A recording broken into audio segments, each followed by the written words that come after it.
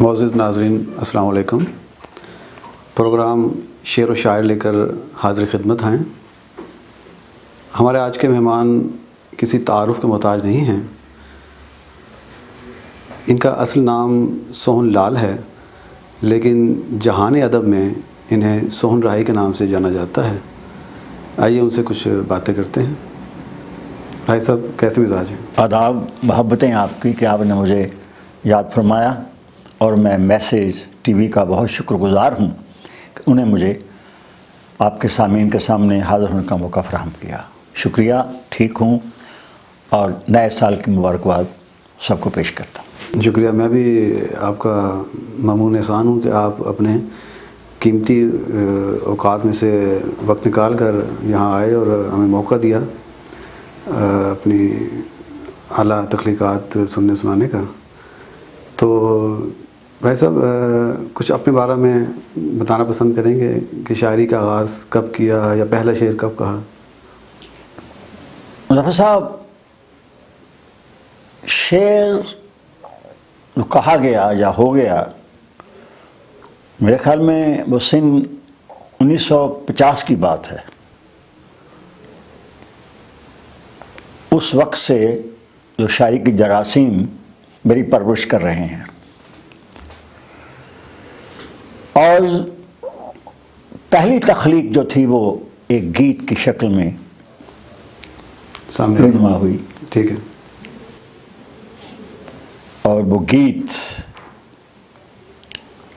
किसी की याद में, अपनी महबूबा की याद में था। जब हमें पता चला कि ये इश्क क्या बीमारी है, या इश्क क्या चीज़ होती है, प्यार क्या होता है। खैर, अगर इजाज़त हो तो मैं उसके मुखरा अर्ज़ कर दूँ कि वो गीत है कि क्यों मन में आग लगाती हो, वाह, क्यों गीत बिरहा के गाती हो। वाह, ये गीत नहीं एक बिजली है, इस बिजली को गिरा के क्यों मेरे मन को यूं तड़पाती हो। बहुत हो। ये मेरी पहली काविश थी जो गीत की शक्ल में सामने आई। हाँ, गीत की शक्ल में सामने आई और जो आपकी शक्ल आपके सामने भी है। बहुत खूब। तो इसके बाद फिर इसके बाद दीगर दूसरे? हाँ, बस उसके बाद एक प्रोविंशियल कॉन्फ्रेंस थी। मेरे चचा जान श्री भगत राम पतंगा साहब पंजाबी के बहुत अच्छे शायर थे, शोहरत थे, बड़े मशहूर शायर थे। और वो प्रोविंशियल कॉन्फ्रेंस में गए तो उन्होंने कहा कि वहाँ के किसी ने एक नज़म पढ़ी थी कि उफ़क़ के पार एक दुनिया बसाने का इरादा है। तो मैं उस विषय को सोचा और उसके बाद नज़म हुई थी एक। उसके मुझे कुछ मिसरे याद हैं। वो है कि नई दुनिया नए इंसान बनाने का इरादा है। क्या कहने? नई दुनिया नए इंसान बनाने का इरादा है, सितारों को ज़मीं पर तोड़ लाने का इरादा है। क्या कहने? क्या कहने? ये दूसरी तख्लीक हुई थी या तीसरी हुई थी।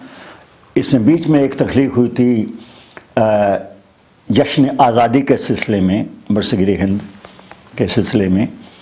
वो याद आता है मुझे क्या था कि वतन वालों मुबारक हो तुम्हें ये जश्न आज़ादी। उसका ये पहला एक मिसरा था। ठीक है।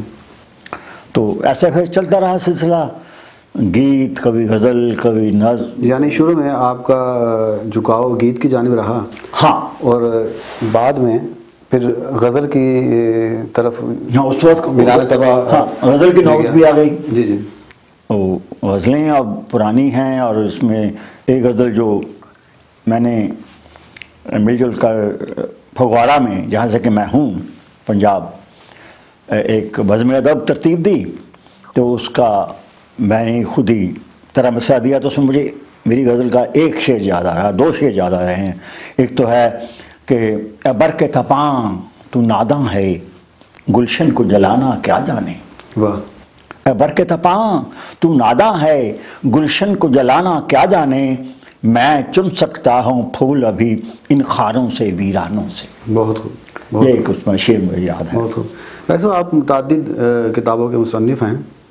गालिबन 8 से ज़्यादा किताबें हाँ कुछ हैं सामने आ चुकी हैं। मैं चाहूँगा कि हर किताब में से आप एक चीज़ हमें अता कीजिए। हर में ये दावा वादा तो नहीं करता, लेकिन जो भी हाथ में आया मैं सुनाऊंगा। लेकिन सबसे पहले मैं आपकी अगर इजाज़त हो जी जी तो एक नई ज़रूर आप सबके लिए नई है एक नज़्म पेश करने की जिसारत करना चाहूँगा। कीजिए ज़रूर। नज़्म है तू कौन है री, वाह, कि तू कौन है री, तू क्या है बता। क्या कहना, तू कौन है री, तू क्या है बता, किन ख्वाबों से तू बिछड़ी है। क्या बात है, बहुत। तू कौन है री, तू क्या है बता, किन ख्वाबों से तू बिछड़ी है, किस डाल की कोमल कली है तू। बहुत खूब। किस डाल की कोमल कली है तू, खुशबू की तरह जो बिखरी है। किस डाल की कोमल कली है तू, खुशबू की तरह जो बिखरी है, किस कारण मुझसे मिली है तू। क्या कहना, किस कारण मुझसे मिली है तू, किस कारण मुझसे बिछड़ेगी। क्या बात है, बहुत। किस कारण मुझसे मिली है तू, किस कारण मुझसे बिछड़ेगी, कब बिछड़ेगी, क्यों बिछड़ेगी। क्या बात। किस कारण मुझसे मिली है तू, किस कारण मुझसे बिछड़ेगी, कब बिछड़ेगी, क्यों बिछड़ेगी, किस रुत की आवारा जे पवन। वाह। बोल देखिए कि किस रुत की आवारा जे पवन मेरी राहों में रक्स करे। वाह। किस रुत की आवारा जे पवन मेरी राहों में रक्स करे, मेरे सोच का आंचल ओढ़ के जो, मेरे सोच का आंचल ओढ़ के जो सांसों की अगन में चमक भरे। क्या कहना, सांसों की अगन में चमक भरे, किस गीत कमल की झील है तू। क्या कहना, किस गीत कमल की झील है तू, किस नीले आंगन की है धनक। बहुत खूब भाई साहब, बहुत किस गीत कमल की झील है तू, किस नीले आंगन की है धनक, किस गीत के छंदों की है दुल्हन। वाह। किस गीत के छंदों की है दुल्हन जो मेरी गजल में रंग भरे। क्या कहने, जो मेरी गजल में रंग भरे, ये रंग अलग है रंगों से। क्या कहने, ये रंग अलग है रंगों से जो धरती के रंगों में नहीं। क्या कहने, जो धरती के रंगों में नहीं, जे गगन के रंगों में भी नहीं, मुझको ना मिला मैं खोज चुका। क्या कहने, मुझको ना मिला मैं खोज चुका, ये रंग तो तेरा अपना है। क्या कहने, ये रंग तो तेरा अपना है, जो तितली फूल कली से जुदा, जो तितली फूल कली से जुदा, जो दुनिया के रंगों से जुदा, शायद तो मेरी इन बातों पर, आखिरी बंदा दो, शायद तो मेरी इन बातों पर, मेरे इन सभी सवालों पर खामोश रहे, कुछ भी ना कहे। वाह। शायद इन सब ही सवालों पर खामोश रहे, कुछ भी ना कहे, लेकिन ये तेरी खामोशी ही, लेकिन ये तेरी खामोशी भी जो कुछ ना कहे और सब कह दे।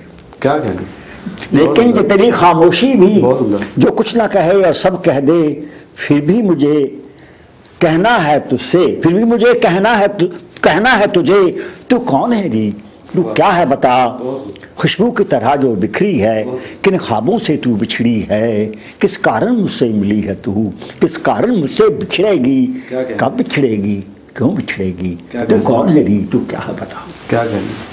वैसे ये हकीकत है कि आपने इजहार ख्याल के लिए गीत का मैदान चुना शुरू में जी, और उसके बाद फिर आप गज़ल की तरफ आए। जी हाँ। तो आपकी एक मशहूर ज़माना गज़ल जो जिसके बोल हैं मोहब्बतों में, जी हाँ, वो अगर आप अता करना चाहें तो मैं आपके लिए पेश करता हूँ कि गज़ल है रफ़ी साहब के मोहब्बतों में सवाल करना जवाब देना तो तय नहीं था। वाह। क्या कहना, मोहब्बतों में सवाल करना जवाब देना तो तय नहीं था, दिलो नज़र की जवारतों को अजाब देना तो तय नहीं था। या यूं कहूँ दिलो नज़र के सफ़र में खुद को अजाब देना तो तय नहीं था। देखिए कि ये तय नहीं था कि हम तुम्हारी सभी जफ़ाएं शुमार करते हैं। वाह। ये तय नहीं था कि हम तुम्हारी सभी जफ़ाएं शुमार करते, कि हमने कितने हैं ज़ख्म खाए, हिसाब देना तो तय नहीं था। क्या बात, कि हमने कितने हैं ज़ख्म खाए, हिसाब देना तो तय नहीं था।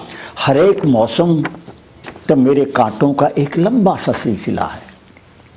बोल देखिए शेर देखिए कि हर एक मौसम तो मेरे कांटों का एक लंबा सा सिलसिला है, हर एक शब में हर एक मौसम तो मेरे कांटों का एक लंबा सा सिलसिला है, हर एक मौसम में उसको मेरा गुलाब देना तो तय नहीं। क्या बात है, बहुत खूब। मोहब्बत, हर एक मौसम में उसको मेरा गुलाब देना तो तय नहीं था, दुखों में भीगे ही रंग उठते हैं मेरी नींदों में अब तो अक्सर, दुखों में भीगे ही रंग उठते हैं मेरी नींदों में अब तो अक्सर, हर एक शब में उसी का मुझको भी ख्वाब देना तो तय नहीं था। क्या बात है। हर एक शब में मोहब्बतें, हर एक शब में उसी का मुझको भी ख्वाब देना तो तय नहीं था, वो मंजिलें जो करीब तर थी वो फासलों में बदल गई। क्या कहें। वो मंजिलें जो करीब तर थीं वो फासलों में बदल गई हैं, ये जिंदगी भर मुझी को तेरा शराब देना तो तय नहीं था। क्या बात है। ये जिंदगी भर मुझी को तेरा शराब देना तो तय नहीं था। मिर्जा साहब मकता भी हो गया उसमें, हमी में राही ये तय हुआ था, हमी में राही, हमी में राही ये तय हुआ था कि एक दूजे को दुख ना देंगे। क्या कहें। हमी में राही मोहब्बत, हमी में राही ये तय हुआ था कि एक दूजे को दुख ना देंगे, किसी को अपनी ही आंसुओं की किताब देना तो तय नहीं था। क्या कहें। क्या मोहब्बतें, किसी को अपनी ही आंसुओं की किताब देना तो तय नहीं था, मोहब्बतों में सवाल करना जवाब देना तो तय नहीं था, दिलो नजर की जवान रुतों को, जो दिलो नजर की जवान रुतों को अजाब देना तो तय नहीं था, या दिलो नजर के सफर में खुद को अजाब देना तो तय नहीं था। क्या कहना। शुक्रिया। वैसे आपकी मुताद्दद किताबें हैं, जिनमें से चंद एक यहाँ मेरे सामने पड़ी हैं, तो नाजरीन की दिलचस्पी के लिए मैं जी इनके उन्वान पढ़ के सुना देता हूँ। ये एक किताब है गीत हमारे ख्वाब, ये राय साहब की किताब है गीत हमारे ख्वाब। इसके अलावा एक और किताब है ज़ख्म घूंघट धूप, बहुत खूबसूरत जिल्द माशाल्लाह, ज़ख़ीम किताब है। इसके अलावा एक किताब और सामने पड़ी है कागज़ का आईना, राय साहब की एक और तख्लीक। इन तीनों के अलावा एक और किताब है, गालिबन ये नज़्मों का मजमूआ है, ये सिर्फ इसमें गीत ही हैं, इसमें गीत हैं। तुम कैसी हम क्यारी, ये गालिबन ताज़ा है। केसर हम क्यारी, जी हाँ, तुम केसर हम क्यारी, माशाल्लाह। ये गालिबन इनका लेटेस्ट हाँ गीतों का कराची से शाया हुआ है। वैसे इसके अलावा आप आजकल काम कर रहे हैं इब्ने इंशा पर। जी हाँ, एक किताब गालिबन मुरतब कर रहे हैं। हाँ जी हाँ, तो उसके बारे में नाज़रीन को कुछ बताना चाहेंगे, कहाँ तक उसमें ऐसा कामयाबी हुई है? कि हमारे उस ख़ानदान से बहुत पुराने तल्लुकात हैं। वो उन दिनों की बात है जब इब्ने इंशा साहब जहाँ पे एज ए मिनिस्टर के तौर पर आए थे पाकिस्तान एम्बेसी की तरफ से, और कैटलॉगिंग का और सब शब्दों का काम के ज़िम्मे था, और उनसे हमारे बहुत राब्ते रहे हैं। कोई घर जाया करते थे हमारे साथ, कहीं जाते थे आते थे, और मुझे नहीं इल्म था कि उनको एक मूजी बीमारी कैंसर का वो सिलसिला है। जी। तो खैर उनकी शख्सियत ऐसी शख्सियत है कि बहुत मिलनसार, बहुत अच्छे भले, बहुत अच्छे शायर। मुझे नहीं बल्कि और दोस्तों को भी शर्फ हासिल है कि वो हमारे साथ 2 निजी महफिलों में गए, उनकी रिकॉर्डिंग मेरे पास है। और जब वो बीमार काफ़ी हो गया, अस्पताल में थे, मुझे बिल्कुल इल्म नहीं था इसका कि उनको कैंसर का सिलसिला है। वो तो ऐसा हुआ कि एक दिन मैं उनको मिलने गया हाँ रॉयल मार्सन हॉस्पिटल सटन में।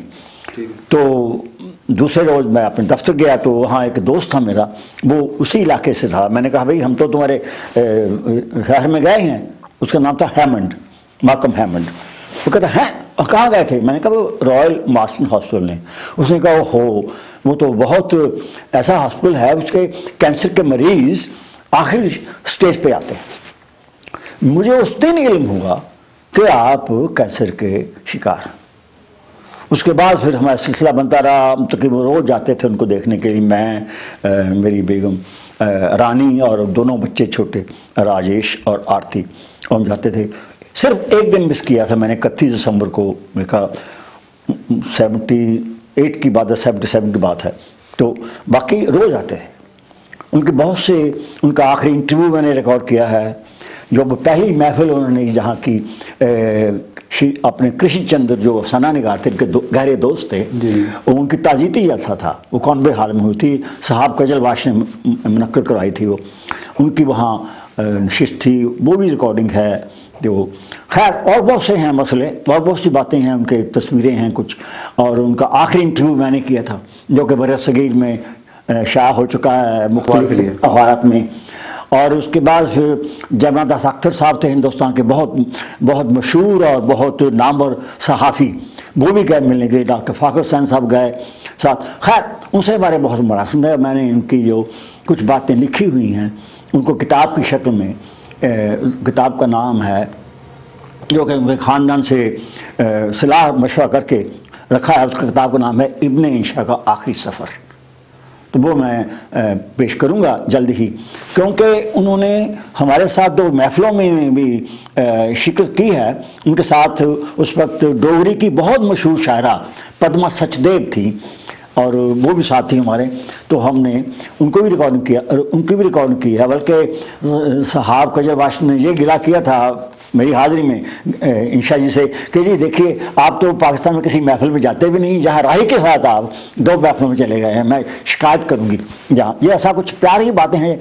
तो ये ऐसी बातें हैं, मैं चाहता हूँ कि जो मेरे पास तहरीरें हैं उनसे मुतल्लिक मैंने लिखी या दोस्तों ने लिखी हैं, यहाँ के उदवा और शुरा ने ताजीती जलसा हुआ है वहाँ पढ़ी गई हैं, वो भी हमारे पास रिकॉर्ड है, और वो सब मैं एक किताब की शक्ल में दूँ। और जब मन में जो एक उमंग जन्म ले रही है तो उनकी जो आवाज़ में मेरे पास चीज़ें रिकॉर्ड हैं, उनकी भी आखिर में एक CD या DVD के हिसाब से जो किताब के साथ, हाँ किताब के साथ हाजिर करूँ मैं। और ये एक अगर पूरी होगी तो मेरा बहुत बड़ा एक क्या कहूँ मेरी खुशनसीबी होगी कि मैंने उस पाकिस्तान की मिट्टी के लाल को, यूँ कहूँगा कि या पाकिस्तान के एक मशहूर कालम नवीस और एक शायर को, मन चाहे शायर को मैं पेश करने का जसारत कर रहा हूँ। वरना मैं कुछ नहीं, मतलब तालिब इल्म हूँ लिटरेचर का, अगर हो गया तो खुदाए पाक की मर्जी, अगर है तो, और ईश्वर अल्लाह जो भी है उसकी शक्ल में मैं कोशिश करूँगा कि वो मैं पेश करूँ, ताकि मैं साबित कर सकूँ कि मैं एक स्टूडेंट, अच्छा स्टूडेंट हूँ। मैं कहा करता हूँ I am a student of literature but I want to become brilliant student of literature. शायद मिल जाए मुझे पदवी, मुझे कुछ नहीं पता, कोशिश कर रहा हूँ। अल्लाह करे ये काविश जल्द बारह और साबित हो और हम भी देखें आपकी वो काविश। तो कितना अर्सा लग जाएगा इसमें? देखिए अब मैंने इस बरस जो शुरू हुआ है 2012, 1 जनवरी को मैंने धार लिया था कि मैंने 1 जनवरी को इसको शुरू करना है। सारे नोट्स मैंने बना रखे हैं, सब कुछ मेरे पास है एक फ़ाइल की शक्ल में, तो मैंने वो शुरू कर दिया है। जो भी मेरे पास है मैं उसको इकट्ठा करके एक किताब की शक्ल में अपने कदरदानों को, अपने दोस्तों को पेश करूं और देखिए क्या होता है, कब होता है। ये किताब लिखना आसान तो नहीं है, तो शायरी तो ऐसे कुदरत ने दिया है तोहफा मुझे, सरस्वती माँ ने या कुदरत ने, नेचर ने जैसे भी दिया है वो तो ठीक है, लेकिन जो नसर का काम है, जो प्रोज का काम है, बहुत मुश्किल है। इसको अपने आप, इसमें अपने आप को इकट्ठा करना पड़ता है, पढ़ना पड़ता है काफ़ी। इसके बगैर वैसे तो कोई भी चीज़ मेहनत से नहीं होती, मेहनत के बगैर नहीं होती, लेकिन नसर का मामला ये है, हालांकि लिखा है, मज़ामीन लिखे हैं मैंने, छपे हैं अखबारात में, और बहुत सी बातें हैं मसलन कृष्णचंद्र के, बहुत सी हैं बातें हैं जितनी किताबों पे इज़रा हुए हैं जहाँ इस मुल्क में नसर लिखी है, लेकिन ताहम एक कोशिश है जारी, देखिए कहाँ तक मैं कामयाब होता हूँ। अल्लाह करेगा इंशाल्लाह। मोहब्बत आपकी, शुक्रिया। सर आपके कलाम का या यूँ कहिए कि आपकी गज़ल का जी उमूमी रंग व आहंग क्या है? वैसे है साहब, मुझे पता नहीं क्या है, जब मैं गीत लिखता हूँ तो वोकैबुलरी बुनियादी सब अलग हो जाता है, अलग, बिल्कुल अलग ढंग से होता है। जब नज्म होती है तो वो अलग ढंग से सारे अल्फाज आते हैं, और जो गज़ल होती है अलग रंग से आते हैं। वो गज़ल और गीत में खुद ही खुद फर्क पैदा हो जाता है। कोशिश नहीं कभी की मैंने, लेकिन ये एक ऐसी बात है, फितरतन कह लूँ कि जब गीत कहता हूँ तो गीत में तो वही रंग आ जाता है, गीत का रंग होता है, और नज़म में नज़म का होता है, गज़ल में गज़ल का होता है। बाकी लोगों ने ये कहा भी है मुझे हाल ही में। तो मैं अपने ढंग से करता हूँ, लेकिन वो क्या होता है वो आप जाने, लेकिन कोशिश करता हूँ। लेकिन ये कभी नहीं हुआ कि मिक्स कर दूँ इसको, गज़ल में गीत चला जाए, गीत में गज़ल चली जाए, ये नहीं होगा मुझसे, ये होता नहीं मुझसे। तो ये बातें गज़ल में क्लासिकल रंग की झलक मिलती है या उसमें जिद्दत आमेज़ी का? नहीं, मैं इसमें कुछ भी दावा नहीं करने को तैयार, क्योंकि मैं तो बहुत छोटा हूँ, एक छोटे से जजीरे में आजकल रहता हूँ, और हिंदुस्तान और पाकिस्तान में पाक में बहुत अच्छी गज़ल कही जा रही है, बहुत अच्छी चीज़ें कही जा रही हैं। मैं उनसे कोसों दूर हूँ, लेकिन ताहम जो मैं कोशिश करता हूँ वो कर रहा हूँ। यानी असर हाजिर में जो गज़ल कही जा रही है, हाँ, आप उसके अमूमी मियार से मुतमईन हैं? हाँ, वो तो अच्छी, पाकिस्तान में और हिंदुस्तान में बहुत से अच्छे शायर हैं, गज़ल कहते हैं।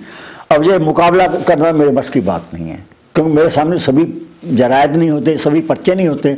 लेकिन जो भी है पाकिस्तान में जो लिखा जा रहा है, जो लिखा गया है, और जो हिंदुस्तान में जो लिखा गया है, वो काफ़ी काबिल तहसीन है। और इसमें कोई शक नहीं कि उर्दू ज़ुबान गो के हमारी अपनी ज़ुबान है, उस धरती की पैदावार है, उस मट्टी, उस खुशबू, उस पानी से पैदा हुई है, उसी उन लोगों की ज़ुबान है। तो लेकिन उर्दू को वो मकाम हासिल नहीं हुआ है सरकारी सतह पर, कहूँगा। हालांकि कश्मीर में उर्दू सरकारी ज़ुबान है, या वो मकाम दिया नहीं गया है। मैं कहा करता हूँ कि उर्दू एक ऐसी दुल्हन है, उर्दू एक ऐसी दुल्हन है जिसको बारहा बेवा किया गया है, बड़े बड़े हाथों ने, बड़े मालदारों ने कोठियाँ बंगले ये बना कर, और उस बेवा को हम जैसे तालिब इल्मों ने, या आप जैसे लिखने वालों लिखारियों ने, या आप जैसे अफसाना निगारों ने, नावलिस्टों ने उनको फिर दुल्हन बना दिया है। वो हमने किया है, वो बड़े बड़े लोगों ने नहीं किया। वो अपने माल बनाने लगे हुए हैं, कोई चैनल खोल रहा है, कुछ कर रहा है, खैर अपना काम करते हैं, हम अपना काम करते हैं। लेकिन उर्दू को संवारने का, इसको दुल्हन बनाने का काम हम जैसे तालिब इल्मों ने किया है। राय साहब, आज का नौजवान जब गज़ल कहता है तो क्या वो गज़ल के जुमला उसलूब जो हैं उनकी पासदारी करता है? नहीं, वो ऐसा है कि थोड़ी सी शोहरत के लिए, कि मेरा नाम आ जाए, मेरी तस्वीर छप जाए अखबारों में, मेरी गज़ल छप जाए अखबारों में, उसके लिए करते हैं वो। कि वो शायरी कोई भी फॉर्म ऑफ आर्ट है, ये पूरी कमिटमेंट चाहती है। वो मैं तफरीह तबा के लिए कर रहे हैं। हाँ, वो ऐसा शोहरत के लिए करते होंगे। ज़हनी अयाशी है वो ज़हनी अयाशी है, क्योंकि ये बहुत एक गंभीर मसला है अदब का, आर्ट का, डांस का, ड्रामे का, आर्किटेक्चर का। ये एक दो दिन की बात नहीं होती है, ये किस्सा नहीं है जो तो आधी सदी लग जाती है हफीज़ को अपने शेर कहने में। तो अब सब लोग कहते हैं जी किताब छुपा लो। भाई छुपा लो किताब, क्या करोगे किताब छुपा के? तुम लोग आपको लोग जानते नहीं हैं, क्या करेंगे किताब छुपा कर? अलमारी में रखेंगे और लोगों देंगे तोहफा। कोई जानता नहीं है, कोई आपने काम नहीं किया है, आपको तलफ़ुज़ नहीं है, आप सितम को सितम कह रहे हैं, आप वो क्या है, उम्र को उम्र कह रहे हैं, आप लहर को लहर कह रहे हैं। तो ये बहुत सी बातें हैं, तलफ़ुज़ ये बहुत बड़ा मसला है। और आजकल तो वो शागिर्दी और उस्तादी का सिलसिला भी ख़त्म हो गया। वहाँ पे एक पूरा स्कूल था, पूरा स्कूल होता है कि आपको बताया जाता है कि आपने किस ढंग से क्या कहना है। वो जो कहना है वो तो आपके मन में है, वो उसको निखर कर सामने आए, जरा तरीके से सामने आए, जो वो अलग बातें हैं। दुरुस्त है। राय साहब, अब इस तनाजुर में आप गज़ल का मुस्तकबिल क्या देखते हैं? आया वो तारीख है या रोशन? भाई मेरी समझ में पहले भी कहा है कि गज़ल जो है, जब कोई भी सिन्फ है उर्दू अदब में, मेरे ख्याल में बहुत आशावादी हूँ जुबान रहेगी, जब तक जुबान है तो वो भी रहेगी। तो लेकिन भले किस रंग में रहे, अवाम में रहे या किताबों में रहे, कहाँ भी रहे, उर्दू जुबान की अपनी तहजीब है एक, उर्दू अदब की अपनी तहजीब है एक, उस अदब का एक अपना रंग है। इतने 500-600 साल पुरानी चीज़ें हैं भाई, इतना लिखा गया है और इतनी अच्छी बातें लिखी गई हैं ये रहेगी। लेकिन अब जो हमारे हुक्मरानों पर सियासत जो यहाँ पे आ जाती है, सियासत से ये कुछ होता है। जैसे कि देखा गया है कि गज़ल के मज़ामीन में सियासी जोश व जज्बा पैदा किया जाता है या उसमें सियासी रंग की आमेज़िश है, क्या आप इसके कायल हैं?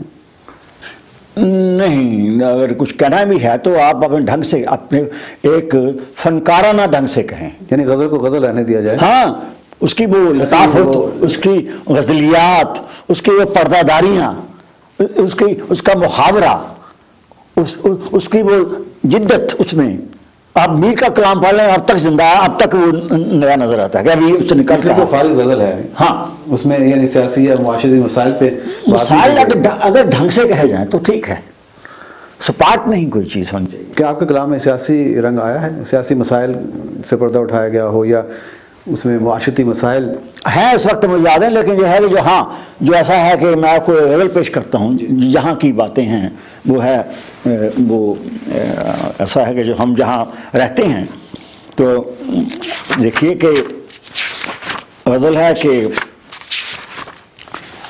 समंदर पार करके अब परिंदे घर नहीं आते। वाह।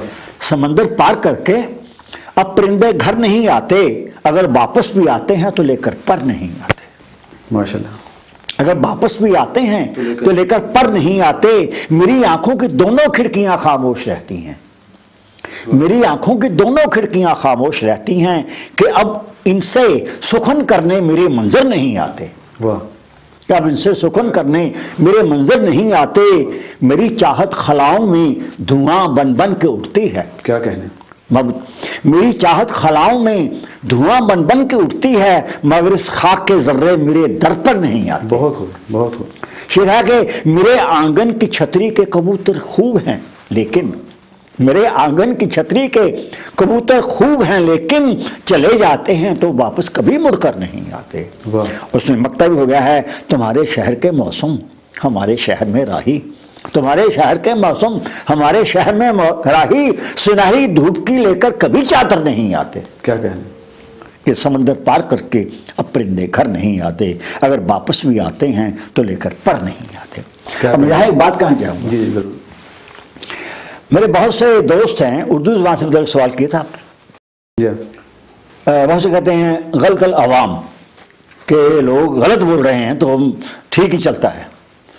2-3 हरफों का मुझे बहुत बड़ा एतराज़ है, ख़ासकर हमारे मुल्कों में जो लोग दानिस्ता गलत उर्दू बोलते हैं। मैं पैगाम देना चाहूँगा कि लफ्ज़ है वापस, वो वापस कह रहे हैं, ठीक है ना। अब मैं किसी नाम मुल्क का नाम नहीं लेता, जैसे कि फिर वक्त बढ़ा जाता है। हाँ, वो भी गलत है। अच्छा, एक लफ्ज है जो कि आम गलत सुना है, लफ्ज है बाहर, वो बाहर कहते हैं। लफ्ज है फजा, वो फिजा कहते हैं। और फिल्मी गानों में फिजा उन्होंने बांधा है। राज हो गया। नहीं, राज गलत हुआ ना। फिर क्यों राज हो, क्या फिजा और फजा कहने में कोई आपको ज्यादा मोल देना पड़ता है? नहीं, वो चल रहा है। लेकिन जब मुकेश ने वो क्या नाम उनका, वो गज़ल गाई है, जिंदा हूँ इस तरह के गमे जिंदगी नहीं, जलता हुआ दिया हूँ मगर रोशनी नहीं, उसमें ना फजा बांधा है, फजा गाया है उसने, मुकेश ने, तो वो गज़ल है बहरार लखनवी की है, ज़्यादा फिल्म आग में, है ना।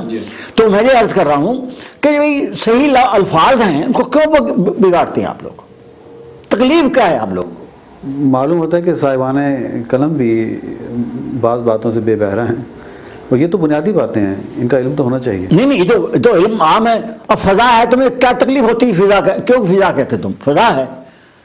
अभी वो कहते हैं फिल्म इंडस्ट्री कहते हैं हम वो देते हैं जो आवाम चाहता है। आवाम ये चाहता है आप गलत तलफ़ुज़ दें, यानी लफ्ज़ है खत, लफ्ज़ खत्म, ख़त्म, यानी ये ऐसी बातें हैं यानी कि जो कि हमारी ज़ुबान को ख़राब करेंगे, हमारी ज़ुबान को बिगाड़ रहे हैं।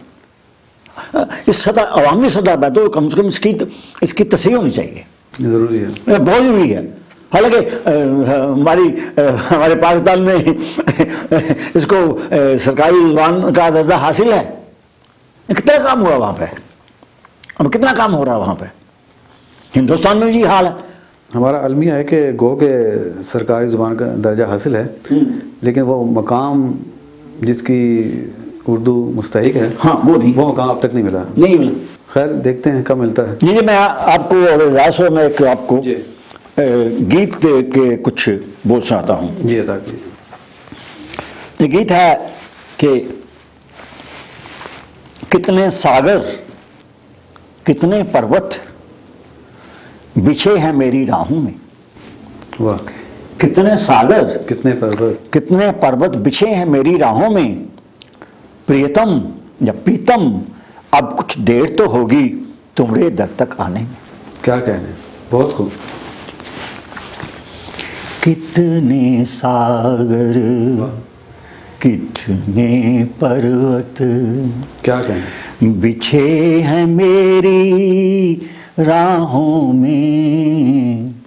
क्या कहने, कितने सागर, कितने पर्वत बिछे हैं मेरी राहों में, पीतम अब कुछ देर तो होगी तुम्हारे दर तक आने में। बहुत खूब।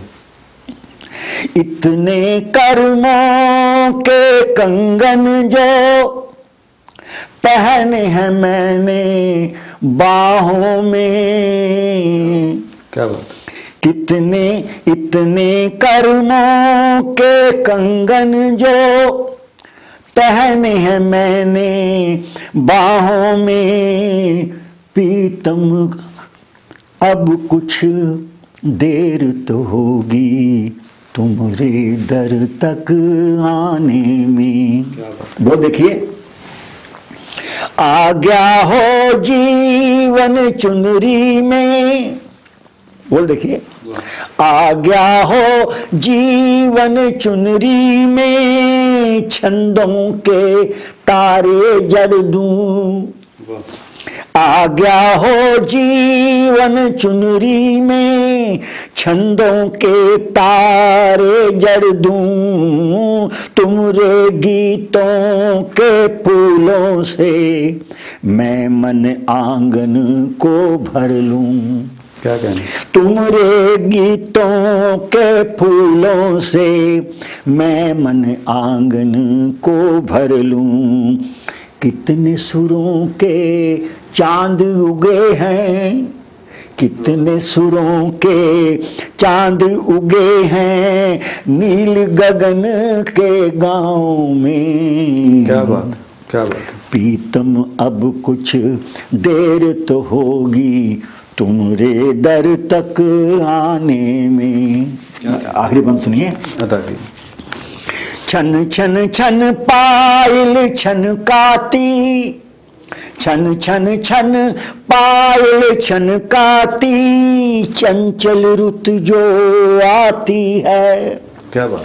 छन छन छन पायल छनकाती, चंचल रुत जो आती है, सपनों की सीमाओं पर वो रंग कई बरसाती है। क्या कहें, मोहब्बत सपनों की सीमाओं पर वो रंग कई बरसाती है, मेरी सुध बुध खो जाती है, मेरी सुध बुध खो जाती है, फिर घन घोर घटाओं में। क्या कहना, पीतम अब कुछ देर तो होगी तुम्हारे दर तक आने में।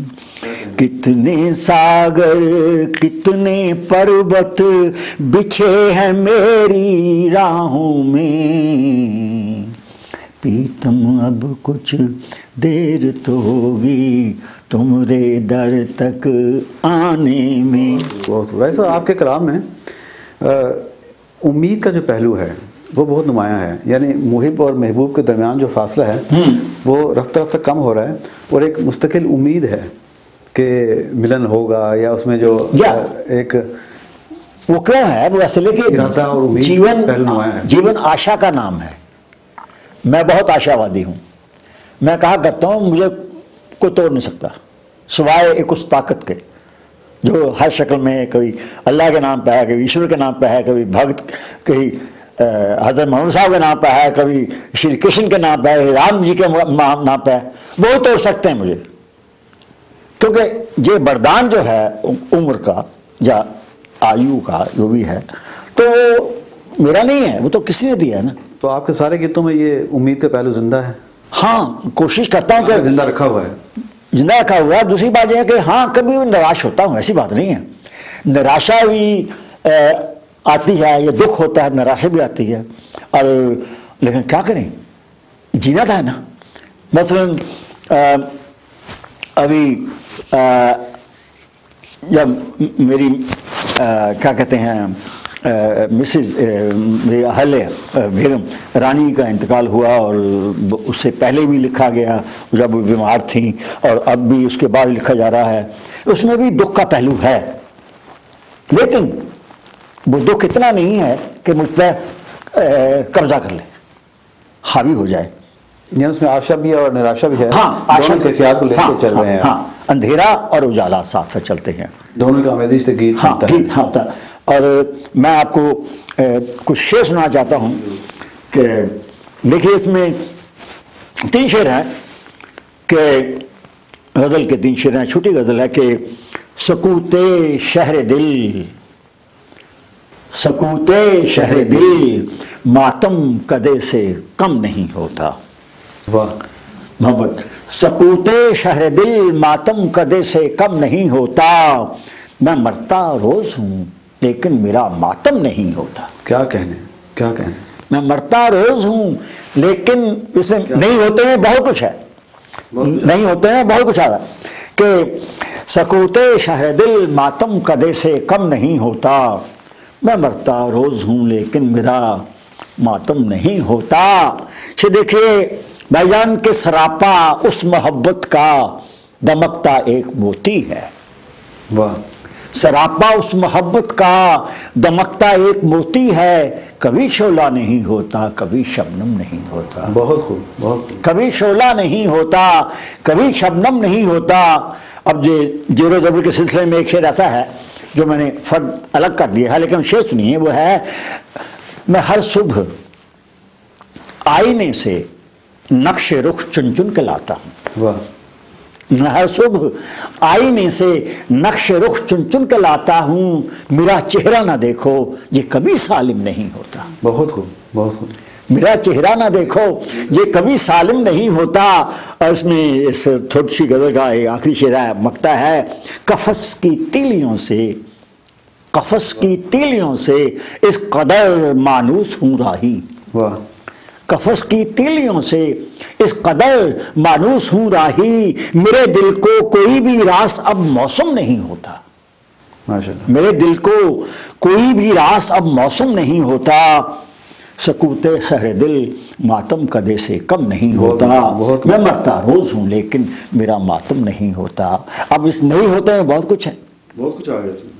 तो ये एक आर्ट है, जो एक फन है, जिसको आपने अपने ढंग से कहना है। इस ढंग से कहना है कि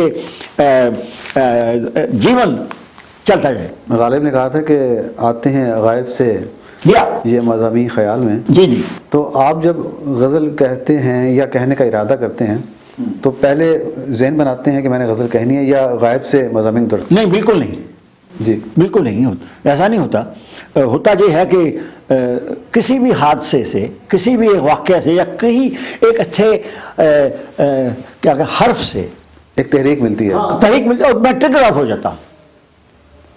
ट्रिगर ऑफ हो जाता हूँ। तो किसी वक्त भी हो सकता है, किसी वक्त हो सकता है, रात के, हाँ रात में जब मैं अपनी नामुकम्मल गज़ल को सोता सोता सो जाता हूँ, और बाद का तो पूरे शेर हो जाते हैं बाद में उठ के लिखा मैंने। और मैं आपको एक आशावादी का एक चीज़ का एक गीत सुनाता हूँ आपको। राही वाह, तू चलता चल, आशावाद हूँ। राही तू चलता चल, तुझको मंजिल ढूंढ ही लेगी, वाह, तुझको मंजिल ढूंढ ही लेगी, आज नहीं तो कल। वाह, राही तू चलता चल, वाह, राही तू चलता चल। बोल देखिए, होंठ रसीले मध के प्याले, वाह, होंठ रसीले मध के प्याले, सुंदर सुंदर चांद के हाले, वाह, सुंदर सुंदर चांद के हाले, नैनन भंवरे रसमत वाले, नैनन भंवरे रसमत वाले, ये तेरी राहें काटेंगे, ये तेरी राहें काटेंगे, इनसे बच के निकल, राही तू चलता चल। क्या कहना, तुझको मंजिल ढूंढ ही लेगी, आज नहीं तो कल। क्या कहना, राही तो चलता चल। यार बोल सुनिए, पीत की कोई डोर बुनेगा, प्रीत की कोई डोर बुनेगा, दर्द भरे तेरे गीत सुनेगा, क्या कहना, दर्द भरे तेरे गीत सुनेगा, कोई तेरे आंसू भी चुनेगा, कोई तेरे आंसू भी चुनेगा, रूप के बंजारों से होगा मन तेरा बेकल, राही तू चलता चल।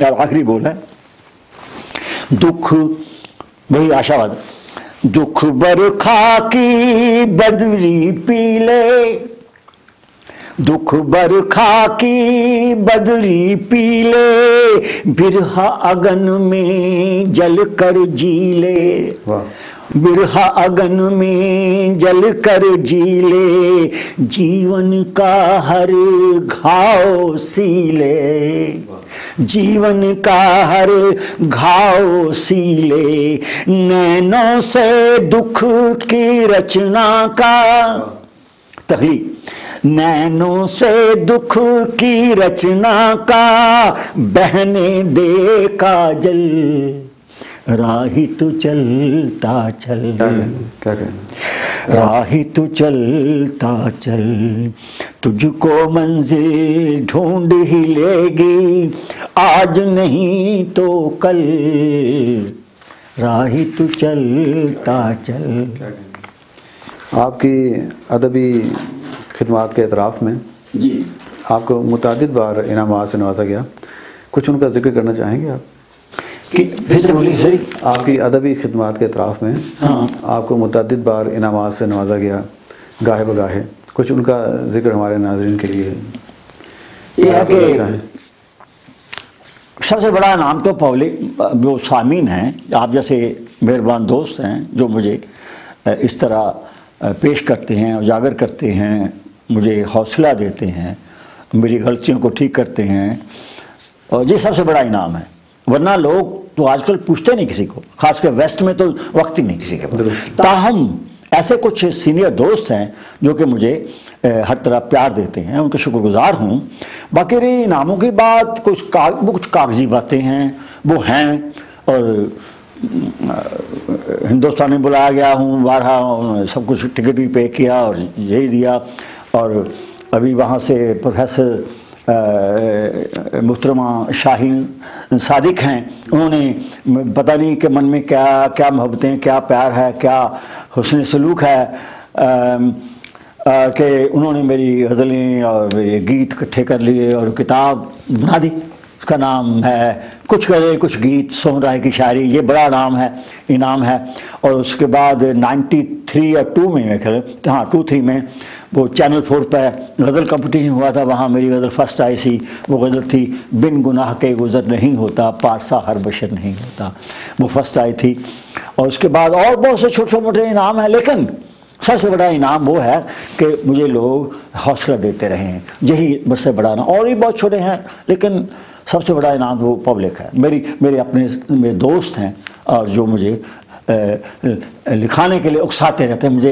मुझे एक क्या कहूँ, मुझे मेरी रूह में एक तवानाई फूंकते रहते हैं, वो मुझे हौसला देते रहे हैं, वो सबसे बड़ा इनाम मेरा है। ठीक है राय साहब, आखिर में चूँकि अब वक्त की किल्लत है जी, हमारे नाज़रीन के लिए आप कोई शायरी के हवाले से कोई पैगाम देना चाहेंगे? शायरी बारह कहता हूँ, कोई भी चीज़ है ना, वो अपना पूरा वक्त चाहती है, ये वक्ती चीज़ नहीं है।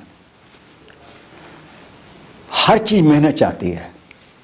मेहनत से मुराद यह है कि आप उसमें पूरा रच बस जाएं। कोई भी आप काम करते हैं तो उससे आपको कामयाबी हासिल होगी। ओवरनाइट किस्सा नहीं, Rome was not built in overnight और इन ए नाइट और इन ए डे। तो ये लगातार एक प्रोसेस है, you go to win it. इसके साथ ये है कि समाज में निकलें, समाज से बात करें, वो क्या कहते हैं, क्या बातें करते हैं, उनका रोज़मर्रा है, वो क्या बोलते हैं, मुहावरा क्या है, ज़ुबान। तो उसके बाद 3 चीज़ें लोग कहते हैं कि मश्क, मुताला और मशवरा। मैं कहता हूँ साथ उसे मश्क, मुताला, मशवरा। लोग 3 मीम कहते हैं, 4 कहता हूँ, और मेरे शामिल मशवरा है। मशवरा लोग करते नहीं हैं, वो कहते हैं जो लिख दिया हरफ आखिर है, वो गलत है। हरफ आखिर तो कोई चीज़ मेरा नहीं समझता है, मैं बिल्कुल नहीं समझता। क्योंकि अगर एक चीज़ लिखी गई है किसी मज़हब के लिए, किसी जमात के लिए, वो उनके लिए ठीक हो सकती है, मेरे लिए ठीक नहीं है। अब मेरे लिए हरफ आखिर नहीं है, तो हरफ आखिर कुछ नहीं है, ठीक है। तो लेकिन ऐसे ही शायरी या हर लम्हा सीखने का अमल जारी है। हाँ, उसके बगैर कुछ नहीं बनता। चलते रहना है, चलते रहना, राही तो चलता चल। माशाल्लाह। इतने दुख देखे मैंने, और वो है कि क्या कहूँ, एक वो शेर है कि कोई मंजर सुहाना चाहती है, कोई मंजर सुहाना चाहती है, नज़र धोखा भी खाना चाहती है। क्या कहना कोई मंजर सुहाना चाहती है, नज़र धोखा भी खाना चाहती है, कोई फूलों भरा मौसम बुलाओ, कली आंसू बहाना चाहती है। क्या कहना?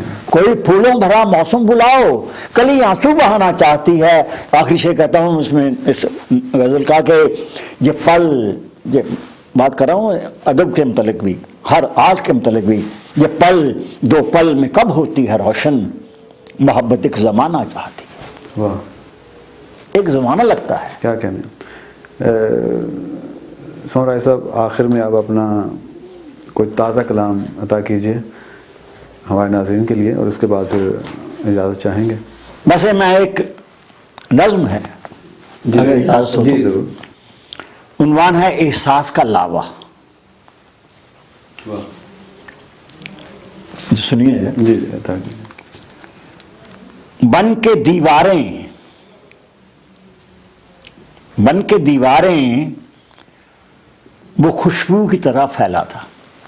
वाह, बन के दीवारें वो खुशबू की तरह फैला था, वो जो सोया था मेरे पहलू में सहरा की तरह।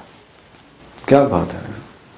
बन के दीवारें वो खुशबू की तरह फैला था। मंजरकशी किया आपने। मोहब्बतें, बन के दीवारें वो खुशबू की तरह फैला था, वो जो सोया था मेरे पहलू में सहरा की तरह। लफ्ज़ आवाज़ों के सुर दीपों से बिछड़े ऐसे, लफ्ज़ आवाज़ों के सुर दीपों से बिछड़े ऐसे, जिस तरह चंदा से किरणों की कोई चुनरी ले ले। जिस तरह चंदा से किरणों की कोई चुनरी ले ले, रंग बरसाता वो मौसम था बहारों से परे। क्या कहें, रंग बरसाता वो मौसम था बहारों से परे, जिंदगी नक्श मोहब्बत में ढली जाती थी। क्या बात, जिंदगी नक्श मोहब्बत में ढली जाती थी, वक्त भी थम सा गया था मेरे हिस्से का। क्या कहें, वक्त भी थम सा गया था मेरे हिस्से का, सांस की लहरें तो रुक रुक के चली जाती थी। वाह, सांस की लहरें तो रुक रुक के चली जाती थी। फिर से किस रजनी में पर खोले थे उड़ने के लिए।